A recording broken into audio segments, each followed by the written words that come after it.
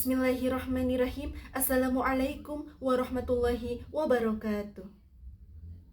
Alhamdulillahirabbil alamin wa bihi nasta'inu ala umuri dunya waddin wassalatu wassalamu ala asrafil anbiya'i wal mursalin wa ala alihi wa sahbihi asma'in. Amma ba'd. Pertama-tama dan yang paling utama, marilah kita panjatkan puja, puji, serta syukur kehadirat Ilahi Rabbi yang mana atas berkat rahmat dan hidayahnya kita semua selalu diberikan kesehatan walafiat hingga saat ini.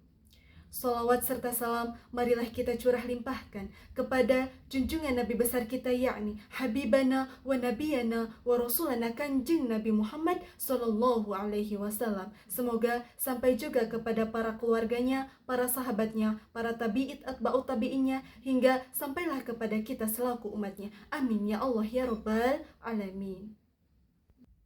Yang saya hormati, dosen pengampu mata kuliah pengelolaan kependidikan, serta teman-teman sekalian yang saya banggakan. Izin memperkenalkan diri terlebih dahulu. Nama saya Dery Santi Destiani dari Institut Pendidikan Indonesia Garut. Saat ini saya sedang mengampu kuliah di semester 4, kelas A, program studi pendidikan guru sekolah dasar.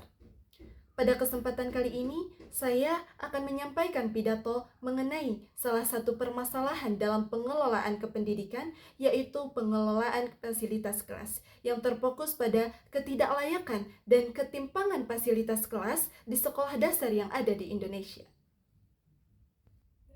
Izinkan saya memulai dengan sebuah gambaran sederhana.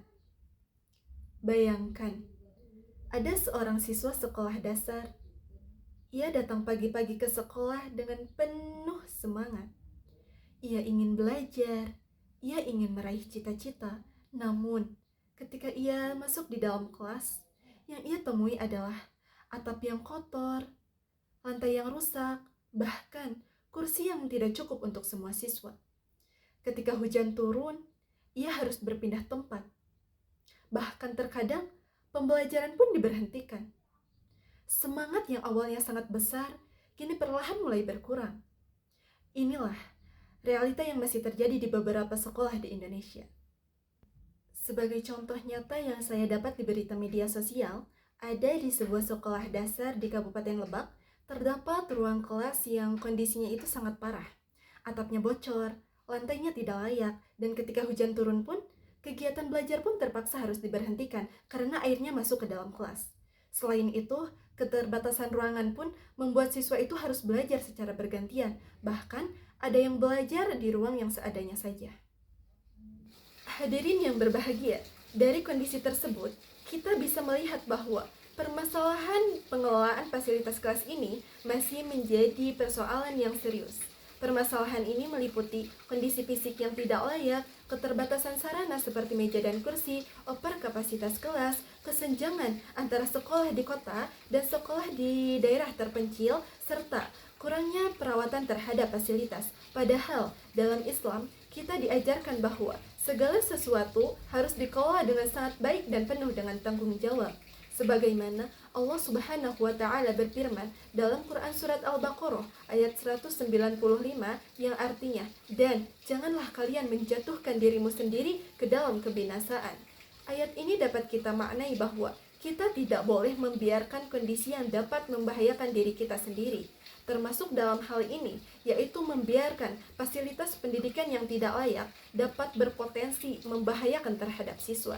Selain itu, dalam Quran Surat Al-Hasr ayat 18, Allah Subhanahu wa Ta'ala berfirman, "Wahai orang-orang yang beriman, bertakwalah kepada Allah Subhanahu wa Ta'ala dan hendaklah memperhatikan apa yang telah diperbuatnya untuk hari esok."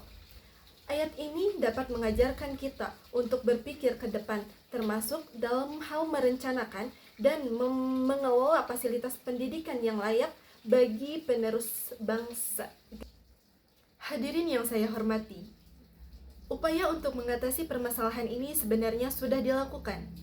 Pemerintah sudah menjalankan program perbaikan ruang kelas dan memberikan bantuan dana BOS. Sekolah juga sudah berusaha mengelola fasilitas yang ada dan masyarakat pun turut membantu melalui donasi. Namun, upaya ini masih perlu ditingkatkan. Menurut saya, solusi yang harus dilakukan yaitu yang pertama, perlu adanya pendataan fasilitas yang akurat dan berkala, sehingga agar bantuan tersebut benar-benar tepat pada sasarannya.